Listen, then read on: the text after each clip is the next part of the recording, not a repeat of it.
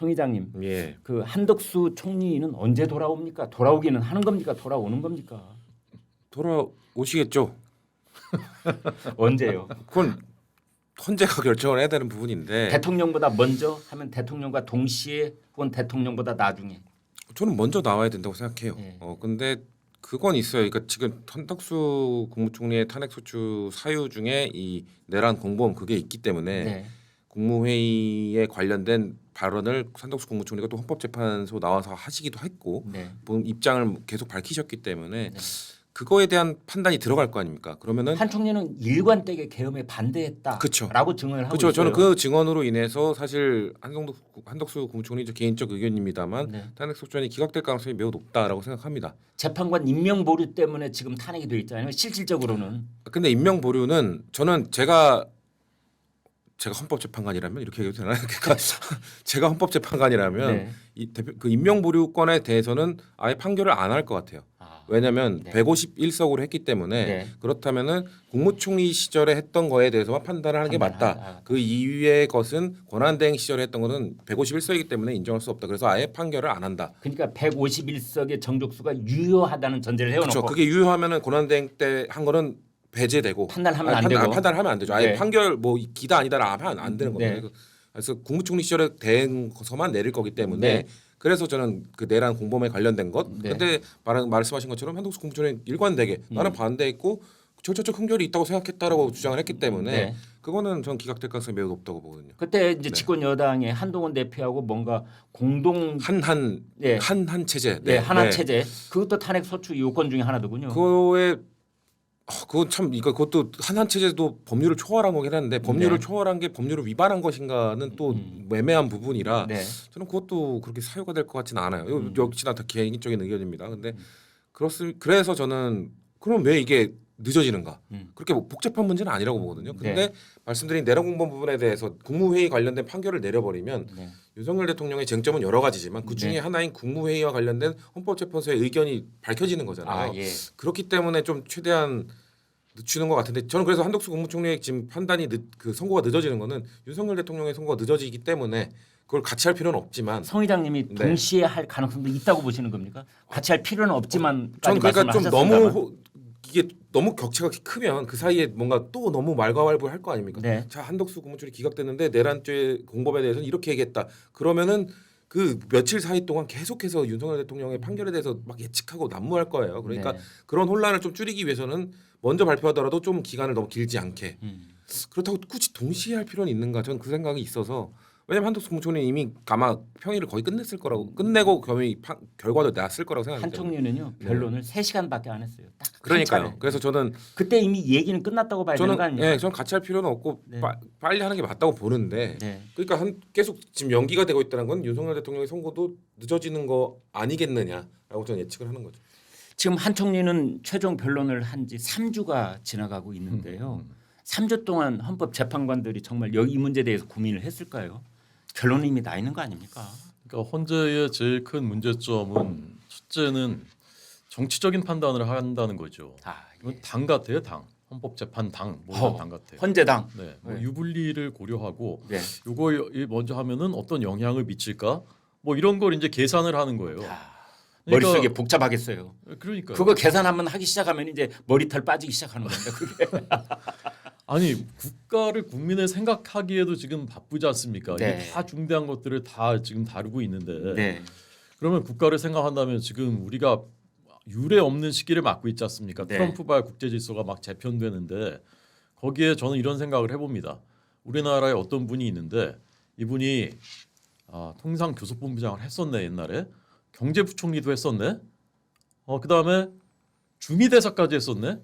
그렇다면은 여야가 찾아가서 제갈량 모셔오듯 삼고초려라도 해서 오셔서 좀 급한 불 좀 꺼주십시오. 지금 너무 급한 시기입니다. 이래야 될 판이에요. 그 노무현 정부 때 한미 FTA의 총괄 책임자였었습니다. 그렇습니다. 예, 그래서 그 협상 진행하는 과정을 네. 다 이제 총괄을 했었다고 합니다. 그리고 지난번에 그 대행 때는 네. 그 트럼프 대통령 측근하고 직접 소통을 해가지고 네. 트럼프 2기 행정부가 한국에 대해 어떤 평가를 하고 있는가에 대해서도 직접 들어서 그걸 다 공유를 했었다 그래요. 네. 그런 인물이 지금 없는 거예요. 대체 불가한 자원인데 마침 그분이 지금 총리예요. 그럼 이거는 어떻게 보면 우리나라로서는 정말 큰 행운인 거죠. 근데 그런 사람을 제일 중요한 시기에 발을 묶어놓고서 어떤 이유인지도 모르겠는데 계속 선고도 안 하고 있습니다. 어떤 이유입니까? 정말 모르세요 그 이유를? 그러니까 저는 그게 이제 앞서 말씀드린 정치적인 고려라고 보는 정치적 거죠. 고려. 그러니까 조금 더 구체적으로요. 정치적 고려라는 게 뭡니까? 그러니까 기각을 하잖아요. 한덕수 총리 기각을 하잖아요. 네. 그럼 이제 여론이 변하지 않습니까? 네. 아 민주당이 줄타락했던 게 다 부당하고 불이한 일이었구나라는 구속 취소 윤 대통령 구속 취소가 되니까 법리와 상관없이 여론이 움직이지 않습니까? 이게 흐름이. 그러면 한덕수 총리에서 기각 판단이 나오면 네. 대통령한테도 탄핵 반대 여론이 높아질 것을 헌재가 걱정하고 있다. 걱정하는 거죠. 저는 그렇게 봅니다. 그게 제일 큰 이유라고 봐요. 헌재는 뭐 야당을 위해서 존재하는 곳입니까? 왜 걱정을 해요? 그러니까 헌법재판당이라는 그런 생각이 들게 만드는 거죠. 네. 일련의 모든 과정들이 계속 정치적인 고려를 하는데 그 정치적 고려의 방향은 한쪽으로 계속 향해 있는 것 네. 같다라고 느껴지는 거. 두 번째는 법을 스스로 자꾸 어긴다는 거. 한덕수 총리 어떻게든 선고 좀 늦춰보려고 네. 그 국회 측에서 청구한 다른 국무위원들에 대한 검찰 조서 받아달라. 변론 다 끝난 다음에 그걸 요구를 했지 않습니까? 네. 국회가. 근데 헌법재판소 법에는 수사 재판 중인 기록은 청구를 할 수 없다라고 명백히 돼 있어요. 네. 근데 우리나라의 최고 사법기관이라는 헌재가 법에 명시돼 있는 것을 어기고 그걸 청구했잖아요. 검찰에 갖고 오라고. 검찰은 법에 안 되니까 안 내겠다라고 했지 않습니까? 그러니까 일관되게 정치적 고려하면서 법을 스스로 어기고 있습니다. 그러니까 헌재에 대한 불신이 점점 더 높아지고 있는 것이죠. 자, 지금 시각이 2시 35분을 지나고 있는데요. 대개 헌법재판소가 선고 기일을 발표를 할 때 보면 오후 2시 이전에 발표를 해왔습니다. 따라서 만약 이번에도 3월 14일 금요일 그 누군가의 탄핵 심판에 대한 선고가 있다면 오늘 오후 2시가 넘어가기 이전에 아마 발표를 하지 않았을까 싶은데 이 2시 30분을 넘어가는 시각에도 이 속보가 나오지 않는 걸로 봐서 이번 금요일 3월 14일에는 이렇다 할 헌재 쪽에서의 어떤 그 발표가 또는 선고가 없다. 다음 주로 넘어간다. 이제 이렇게 보여지는데요. 성 의장님, 그래서 결국은 이제 윤석열 대통령의 탄핵 선고가 언제냐? 이게 사실은 그 문제에서 다른 문제는 다 이렇게 곁가지로 지금 좀 수렴되어 있는 그런 문제들이라고 볼 수가 있는데 결국은 뭐 오늘 아침 신문에 보니까 3월 말 얘기도 나오고 있더라고요. 어떻게 예상하십니까? 너무 온갖 예상이 난무하니까 예. 사실 예상들도 다 그냥 본인들이 생각하는 다 근거는 다 있어요. 보면은 네. 뭐 그 과거 근데 과거 사례라고 하는 것도 노무현 대통령과 박근혜 대통령 두 사례밖에 없고 네. 두 사례도 사실 공통점이란 게 별로 없고 네. 그리고 그 사례와 지금 사례도 너무 다르고 네. 정치적 상황도 너무 다르고 네. 그러니까 사실 그냥 추측밖에 못하는 겁니다. 뭐 3월 말 어떤 매체는 이랬더라고요. 네. 아 이제 그 최장 뭐 수기 기간에 들어갔다. 사례 두 가지밖에 없는데 최장 수기 기간에 들어갔다. 그러니까 그래서 제가 실소를 금치 못했습니다만. 그러니까 조금 더 늘어나면 뭐 이전 평균치의 뭐 2배다 뭐 야, 이런 뭐 별에 나올 수 있죠. 네. 왜냐하면 이전 평균치가 12.5이기 때문에 그러니까 사례가 너무 적죠. 그렇기 네. 때문에 저도 예측을 사실 못하겠어요. 근데 일단은 모두가 그냥 사례가 2개밖에 없지만 네. 2개 다 금요일이었으니까 100% 금요일이었다라는 다음날 하에 14일을 예측했던 거 아닙니까? 예. 근데 14일은 이제 말씀하신 것처럼 2시 지났으니까 어려워진 것 같고 그럼 뭐 그럼 다음 주 초다 그냥 저는 다음 주 그렇게 초도 아닐 것 같아요. 초면은 이번 주 뭐 목요일 날 그러면은 그 선고를 한다 네 명에 대한 선고한 다음에 바로 갑자기 다음 주 월요일 날 합니다라고 얘기 안 할 것 같거든요. 저는 그렇다면은 다음 주 후반이면 빨라야 중후반. 네. 그러면 3월 21일이 금요일이고 3월 20일이 이제 목요일이 되는데 네. 그렇다면 그 날짜는 이재명 대표의 항소심 선고 날짜하고 이제 매우 근접한 날짜가 되고 네. 매우 민감한 날짜가 되고 서로 간의 인화성이 높은 날짜가 되잖아요. 그러다가 한 주라도 더 연기돼 버리면 네. 이제 그 바뀌는 거고요. 그게. 예, 역전될 수도 있고 뭐 비슷한 날에 나올 수도 있고. 그래서 이제 3월 말 얘기가 나오는 예, 거예요. 근데 우리가 모두가 얘기할 수 있는 거는 4월 18일 전일 거라는 것밖에 없는 것 같아요.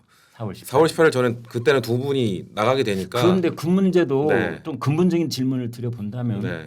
아니 재판관이 은퇴를 하고 말고에 따라서 피고인의 선고 날짜를 잡는다는 것도 좀 우스꽝스럽잖아요. 근데 사실 네. 지금 숙고를 저는 그 이상 넘어갈 정도로 숙고가 필요하다고 생각하지는 않아요. 이제 그렇다면 네. 뭐 거기는 동의를 네, 합니다만 네, 네. 은퇴 그렇죠. 날짜를 잡아가지고 따진다는 건 지금 결론이 안 나는데 4월 18일이니까 무조건 이전에 하자 뭐 이런 분위기는 아니겠죠. 예, 네. 아마도 그 전에 결론이 날 거라고 보는데 네. 근데 그냥 그러니까 헌법재판관들은 그래도 지금 안 그래도 논란이 크고 하니까 네. 우리 너무 조급해하지 말고 판단을 내립시다. 단 물론 지금 대통령의 국정공백이 길어질수록 안 좋으니까 네. 최대한 빠른 판결을 내려야겠지만 국민들이 납득할 수 있는 판결문을 쓰기 위해서 최대한 올해라기보다는 최대한 숙고를 하자라는 그런 의견들은 모아지신 것 같으니까 그러니까 조금씩 연기되고 있는 걸로 이것도 연기된다고 하는 것도 아니잖아요 사실 왜냐면은 기존에 정해진 날짜가 네, 없으니까 뭐 예정된 날짜가 그쵸? 없었으니 그러니까 연기된다는 표현도 뭐 네. 최장이라고 하는 것도 근데 그냥 3월 14일도 언론이 그죠. 짐작했던 날짜인데 그러니까 결국 연기돼 다음 주로 연기돼 이것도 네. 아니란 말이에요. 네. 그러니까 저희는 일단 기다려야 되는 입장이니까 네.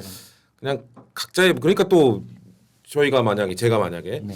아 무조건 다음 주쯤 나와야 됩니다 하면은 이재명 대표의 재판보다 먼저 나와야 된다는 겁니까 이렇게 또 얘기를 해버리고 그리고 이 정치적으로 해석하기보다는 그냥 저는 헌재 시간이니까 좀 기다리는 게 맞다라고 생각합니다. 오늘 아침 이제 보도를 보니까 헌법재판관 8명이 원탁 회의를 한다고 그래요. 그래서 네. 이제 맨 가운데 자리에 문영배 대행이 이제 앉고 그다음에 짬밥순도 이렇게 앉는다고 그래요. 그래서 이제 맨 마지막에 경력순 네. 예예 죄송합니다. 진행자가 돼가지고 제가 먼저 죄송합니다. 예. 제가 감히 제가 죄송합니다. 정말 좀 괜히 이게 방해가 됐어야 놀려드리고 되는데. 싶었습니다. 네. 이제 그래가지고 전입을 맨 마지막에 해온 분부터 이제 그런데 제일 먼저 발언을 하는 분은 이제 정영식 주심이니까 이번 사건에 네, 그렇죠. 주심이 오늘의 쟁점은 뭡니다라고 보고를 하면은 이제 제일 그 뭐랄까 막내격인 이제 재판관부터 이제 자기 의견 얘기한다는데 아니 정말 이런 철통부안이 없어요. 그 뭐 비밀 서약을 다 써가지고 거기서 오간 얘기는 무덤까지 갖고 간다. 그리고 몸에 도청 장치나 또는 뭐 녹음 장치가 있는까지도 서로 이렇게 본다고 그래요. 그렇게 돼야 되지 않겠습니까? 네. 철저하게 비밀로 해야 왜냐하면 그 중간에 뭔가 내용이 나와버리면 그 재판관들은 대개 돌아가셔서 남편하고 이런 얘기 안 합니까? 또는 부인하고 거기 재판관이 4분이 남성이고 4분이 여성이시던데 우리 논설 위원님께서는 집에 가셔서 자주 일에 대해서 소통을 하시나요?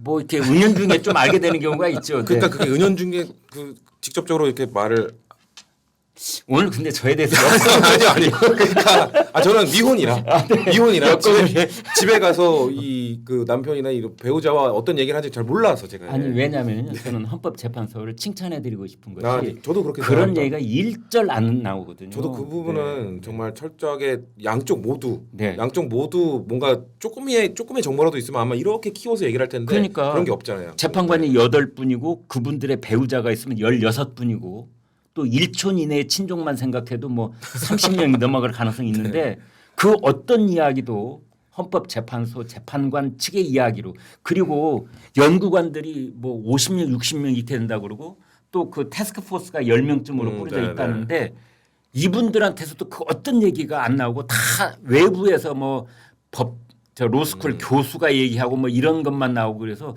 아 이분들은 이렇게 철저하게 보안 지키는 실력으로 절차적 정당성을 좀 살렸으면 어땠을까? 미국은 왜 대통령들이 네. 퇴임하면 얼마 지나지 않아서 회고록을 씁니다. 네, 이걸 네. 자세하게 써요. 네. 그리고 이제 강연도 하고 그러거든요. 예. 저는 우리나라도 그런 역사의 기록 차원에서 회고록 같은 거 좀 했으면 좋겠습니다. 네. 아, 그때 이렇게 결정됐구나. 그게 다 역사의 교훈이거든요. 누가 네. 잘했는지 잘못했는지. 저는 지금 어쨌건 그 8분이 이렇게 모여서 회의를 하는데 어떤 내용인지는 지금 다 모르죠. 그러니까 네. 다 그냥 우리가 추론하는 그 영역이에요. 네. 근데 저는 역설적으로 민주당의 움직임을 보면 약간 그 헌재 기류를 엿볼 수 있다고 저는 생각합니다. 네. 민주당이 이렇게 움직이는 거 보니까 아 헌재 지금 이런가 보다라고 저는 그 제 나름대로 그렇게 느끼는데 네. 어제 이제 삭발하고 단식 뭐 하고 이런 걸 아, 보면서 정말. 아 심상치 않다고 느끼는구나. 네. 뭔가 취재가 좀 됐나 보다. 저는 이제 그렇게 느꼈어요. 헌재 아니 내부의 근데 기류가. 삭발하는 걸 저를 보니까 말이죠. 갑자기 그 어떤 우리 정치 발전의 시계를 과거에 한 2, 30년으로 돌리는 듯한 매우 그 기분이 언짢은 그런 착각에 빠졌어요. 그게요 제가 보기에는 80년대에 네. 미국 문화원 미국 대사관 저 담장 넘어 들어가 가지고 네. 유리창 깨고 불 네. 지르고 네. 그러고 영웅 대접 받고 그 시대의 세계관에서 지금도 살고 있어요. 아니 머리를 왜 깎습니까? 그러니까 그 사고 방식, 행동 방식을 여전히 갖고 있어요. 그 여성 사람이. 국회의원도 깎으셨던데. 그러니까요. 네. 제발 좀 그만하자고 좀 말씀드리고 정말 싶습니다. 네. 삭발, 단식, 천막 농성. 그래서 그런 걸 보니까 말이죠. 이제 드는 생각이 이제 할 수 있는 건 다 해보자라는 식이 아닌가. 그러니까 뭐 헌법재판소에 압박을 취하려는 건 아니다. 말은 그렇게 합니다만 왜 압박이 안 되겠어요? 압박이 되는 거죠. 그것도 머리도 헌법재판소 앞에 가서 깎으시던데. 국회 앞에서. 국회 앞에서. 네. 그러니까 천막 농성이 광화문이고. 그렇죠. 경복궁 광화문 앞에서. 예, 단식은 어디서 합니까? 탄식도 광화문에서. 광화문에서. 네. 그렇군요. 네. 그러니까 그 뭐 그런 움직임들이 뭐 헌재 기류를 느껴서라고 생각하진 않습니다. 그러니까 정말요? 헌재에서 아무것도 안 나와요. 근데 네. 지금 우리가 알 수 있는 건 기간이 예전보다 길어지고 있구나 하나거든요. 안 좋은 사인이구나. 근데 그게 저도 안 좋은 사인인지 왜냐면 이게 왜냐면 아까 우리가 민주당 말했잖아요. 쪽에서 케이스가 너무 적잖아요. 속전속결을 이제 발해 왔기 때문에 길어진다는 그건 건 불안감이 가중된다는 뜻 아닙니까? 불안해하시는 국민들이 분명 있죠. 그리고 국민이 아니라 민주당이요. 아니 지난주에 그 대통령이 구속 취소가 인용된 이후에 예. 뭔가 탄핵 찬성하는 국민들께서 많이 불안해하는 분들이 많기 때문에 네. 민주당 입장에서는 그분들과 좀 같이 하면서 뭔가 민주당 이런 얘기들 많이 비판이 있었거든요. 아니 뭐 탄핵 심판 이쪽만 너무 하고 뭔가 조기 대선 이미 준비하고 그러다가 지금 형사 재판 이 구속 취소되는 건 이거는 뭐 예측도 못한 거 아니냐. 민주당 이런 비판 받았거든요. 탄핵 찬성하는 국민들로부터.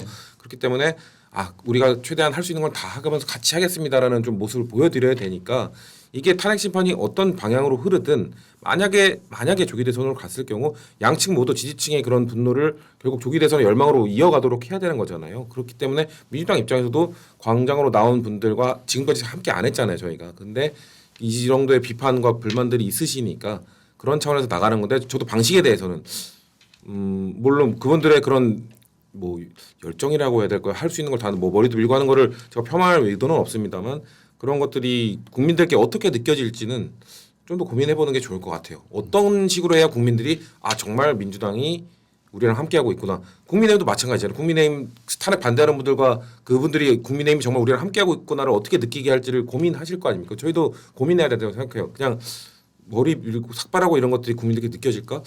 저는 그렇게 실효가 있을 거라고 생각하지 않아서 좀 더 다른 방식을 고민하면 좋겠다는 생각이 성 의장님이 쓰시는 그 실효라는 단어가 네. 오늘따라 좀 새롭게 느끼는데 제가 네. 아침에 출근길이 저 경복궁 담장을 쭉 이제 지나서 그다음에 세종대왕께 인사드리고 이순신 장군한테 인사드리고 이렇게 오는 코스로 이렇게 오는데 오늘 아침부터 달라진 풍경 시위대들이 전부 다 빨간색 재킷을 입고 그다음에 윤석열 탄핵이라는 플래카드 혹은 손팻말을 들고 쭉 도열해 있더라고요 도로변에. 그러니까 그 상당한 인원이 동원이 된 것 같아요. 그분들은 아마 자발적으로 왔다고 보기 어려운 게 다 유니폼을 입고 계세요. 그래서 어디서 왔는지는 몰라도 쫙 양쪽으로 이렇게 출근길 하는 운전수나 승객들한테 이제 그걸 보여주려고 하고 있는 것 같아요. 그래서 어제하고는 달리 오늘 분위기가 아침 출근길에 그랬거든요. 그런 것은 아무래도 지금 뭔가 총력 동원하는 느낌. 그렇죠. 네. 상징적인 장면이라고 저는 봅니다. 네. 이게 이제 분위기가 바뀌고 있구나, 기류가 바뀌고 있구나. 그러니까 민주당은 초조하구나, 지금 수세로 들어갔구나. 네. 저는 이제 이런 그 예를 들곤 하는데요. 반에서 어느 아이가 반장이 그 다른 애를 하나 때렸어요. 네. 그래서 애가 이제 코피가 터졌어요. 잘못했죠. 규칙 위반이지 않습니까? 네. 그래서 얘가 뭐 학운인가요, 뭐 학폭인가요, 하여간 거기 이제 회부가 됐어요. 네. 근데 이제 조사를 하다 보니까 이 맞은 아이가 사실은 더 나쁘구나. 얘가 계속 괴롭혔구나. 네. 얘를. 네. 그리고 반의 질서를 엄청나게 어지럽혀 왔구나. 네. 그러니까 이제 학부모님들이나 아니면 교사들의 마음속에는 이미 얘가 더 나쁜 거야, 얘가 더 나쁜 거야, 누가 더 나쁜 짓을 네. 한 거야. 네. 이 영역으로 넘어갔어요. 마음속의 재판이. 네. 근데 많은 분들이 알고 보니까 그 때릴 만도 했네, 맞을 만도 했네. 이렇게 이제 생각하는 지경에 이르렀단 말입니다. 네. 근데 어쨌건 이제 학운위에서는 얘가 때린 행위가 이게 뭐 퇴학할 만한 거 아닌가 이걸 지금 따지는 거예요. 근데 여기서도 마음속에 아 그래 때린 건 잘못이지 규칙은 위반했는데 그렇다고 얘를 퇴학시킬 정도냐 이게? 라는 거 의문이 생기는 거죠. 때릴만 했네. 알아보니까 네네. 나라도 때리겠네. 그렇죠. 뭐 이런 거. 얘를 만약에 퇴학시키면 그 맞은 애가 그 더 사실은 더 나쁜데 얘가 반장이 되게 생겼어요. 네. 그러면 이걸 어떻게 해야 되나 이제 고민할 거 아닙니까? 네. 그런데 이제 결정적으로 얘가 이제 뭐 경찰까지 한번 갔었어요. 때렸다고 해서 학부모가 이제 피해 학부모가 신고해가지고 근데 경찰서에서 아예 잡아둘 정도는 아니야. 그래서 돌려 보냈어요. 네. 자 그럼 이제 학운위를 운영 그 회의하고 있는 회의 멤버들이 영향을 저는 다 받을 거라 생각해요. 경찰에서도 아예 잡아둘 정도는 아니야 풀어줬어. 네. 그러니까 저는 지금 이 물론 이제 그 추론의 영역입니다만은 이게 지금 6대2와 5대3 사이에 어딘가에서 지금 그 씨름을 하고 있는 게 아닌가. 아 그렇습니까? 저는 그렇게 생각해요. 6대 2와 5대 3. 네, 그러니까 헌법재판소가 미룬 것이 아닌가. 저는 이번 주에 만약에 6대 2로라도 결정이 될 것 같은 그 분위기였다면 했을 거라 생각해요. 8대 0을 고집할 이유가 없어요. 6대 2라도 결과는 똑같지 않습니까? 그런데 그것을 미뤘다는 것은 뭔가 내부에서 이의가 제기됐거나 적어도 절차상의 이런 흠결은 해소해야 되지 않냐라는 이의가 제기됐거나 네. 아니면 결론 자체를 뒤집을지도 모를 그런 기류의 변화가 감지되거나 그랬기 때문에 미룬 것이다. 그렇게 보는 것이 합리적 추론이라고 보고요. 만약에 다음 주에도 그게 해소 안 되잖아요. 더 미뤄질 가능성도 저는 있다고 봅니다. 그럼 이제 28일이 될 수도 있는 거예요. 26일보다 더 늦게 되는 거죠. 그럼 제일 피하고 싶을 텐데 그럼에도 불구하고 그것을 장담할 수 없는 수준까지 지금 온 것이 아닌가. 저는 그렇게 추론합니다. 네.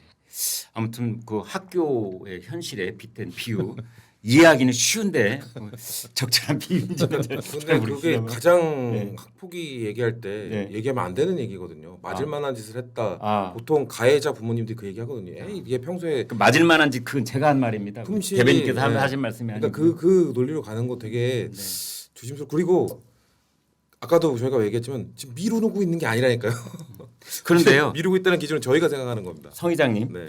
이제 저는 그 저희 시청자들께서 또는 독자들께서 올리는 댓글을 꼼꼼하게 좀 보는 편인데 거의 참 이렇게 귀를 기울여야 될 말을 슬쩍슬쩍 이렇게 터치를 하시는 분들이 계세요. 이제 그분들의 그 한 댓글에 이런 게 있더라고요. 현재 헌법재판소에서는 문영배 소장 대행이 김영두 재판관과 김복형 재판관을 설득하고 있다. 그러니까 정영식, 조한창 그분들은 움직이지 않을 분들이라고 이렇게 제쳐놓고 그러나 설득을 많이 하면 인용 쪽으로 올 수도 있는 분으로 김영두, 김복형 두 분들을 설득하고 있다. 그리고 또 한 분은 이런 의견을 주더라고요. 뭐냐면 내일 있을 감사원장, 검사 3명 그리고 다음 주에 총리까지 다 기각시켜 줄게. 지금까지 있었던 거 전부 다 기각시켜 줄게. 대통령만 인용하기로 하자. 그런 독자가 그런 댓글을 올리셨어요. 어떻게 보십니까? 죄송하지만 제가 만약 그 댓글을 봤으면 그냥 솔깃하지 않고 그냥 넘겼을 것 같은데요. 아 그렇습니까? 뭐 아무런 근거가 없잖아요. 근거가 없다. 예. 지금 그거- 사실 재판관들이 뭐 이거 해줄게 뭐 딜을 한다. 재판관들 어떤 우리 아무리 헌법재판소의 지금 신뢰를 그들이 재판 갖고 거래를 하겠다라고 할 정도로 얘기를 해버리면 현직 저는 헌법연구관이 익명으로 올렸을 수도 있잖아요. 아니 왜 웃으세요? 아니 그리고 헌법연구관을 역임한 분들 그분들이 이제 지금 법조계에 많이 계시잖아요. 헌법연구관 끝내고 이제 변호사를 하시는 분들이 많이 계시는데 그분들은 후배 연구관하고 뭔가 좀 전화라도 한 통화 하고 하지 않겠어요? 제가 이런 상상하는 게 이게 너무 부적절한 겁니까? 아니 근데 양쪽이 그런 상상 다 하고 있어요. 네. 맞죠. 저희 쪽에서는 헌법재판관 출신 말씀하신 것처럼 뭐 헌법재판관 출신 아니면 헌법재판소 연구관 출신 네. 이런 분들이 의견을 막 낸단 말이죠. 계속 그런 분들한테 알아볼 거 아니에요. 민주당 차원에서도 뭐 그런 분들의 의견은 대부분 저희 민주당 내 현역 국회의원 뭐 그리고 여러 가지 각 이 당의 그 율사 출신들이 무지 많은데 그러니까 그분들이 내부의 정보를 얻어오는 게 아니라 예. 전 철저히 지금 연구관들의 의견조차도 철저하게 차단되고 있다고 보거든요. 네. 근데 그분들 그냥 개인적 의견. 음. 헌법재판소 연구관 출신으로서 헌법재판관 출신으로서 나는 이 결과를 이렇게 해석한다. 뭐 민주당 측에서 접촉하는 분들이 이런 분들은 다 8대 0으로 보고 계세요. 그럼 8대 0에 나왔다면은 대변인께 아까 뭐 이제 5.5대 3과 6대 2 사이에 어디에 지금 그 헌법 재판관들이 격론이 벌어졌을 가능성이 얘기했는데 그러나 저희 이제 시청자들께서는 야 각하될 수도 있어 이런 의견을 주신 분들이 계세요. 네. 어떻게 보십니까? 가령 절차적 정당성에 대해서 심각한 격론이 벌어지고 있다면 이것은 가령 5대 3이다 뭐 6대 2다 소수 의견을 남기는 정도가 아니라 이건 각하를 해야 된다 이렇게 된다면 어떻게 됩니까? 그러니까 각하 가능성이 있다고 보는 분들은 내란죄 탄핵 소추에 네. 내란죄 그러니까 내란죄에 탄핵 소추가 빠졌다는 것, 네, 내란죄가 빠져 있다는 것하고 네, 네. 윤석열 대통령의 반론권, 직접 신문권 이런 것들이 철저하게 봉쇄됐다라는 두 가지를 들고 계시는 것 같아요. 두 번째 사유는 좀 그 뭐랄까 받아들이기 힘든 부분이에요. 그 어쨌건 그건 헌법재판관의 평의에서 네. 그렇게 결정을 하고서 그렇게 한 거지 않습니까? 네. 문용배 대행이 물론 시행은 했지만 그 과정에는 8명이 다 어쨌건 동의를 하고 뭐 묵시적으로 동의를 하고서 그렇게 한 거기 그런데 때문에 거기는 이제 다수결로 하기 때문에 네, 네. 그 재판관들 평의 때는 6명이 결정하는 게 아니고 5명만 있으면 결정이 되어버리는 것이거든요. 그렇습니다. 그렇지만 그 절차를 위반했다고 보기는 어렵지 않습니까?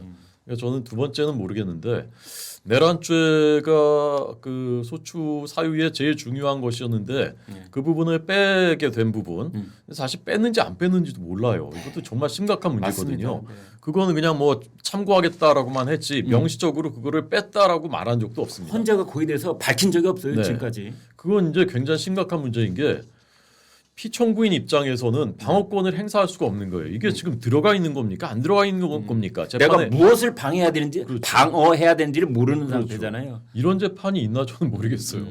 뭐를 다투어야 되는지도 모르고서 하는 재판이지 않습니까? 그래서 그 부분은 이제 그 각하의 사유가 될 수 있겠다라고 생각하는데 실제로 모르겠습니다. 그게 어떻게 어느 정도 거기서는 논의가 되고 있는 것인지는.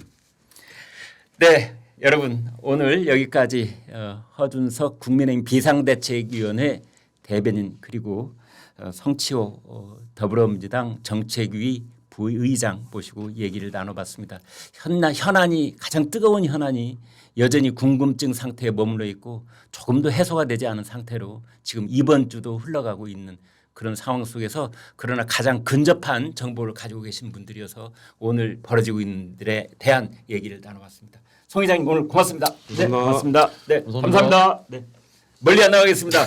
가시는 길에 산삼 한 뿌리씩 드시고 가시죠. 네, 알겠습니다.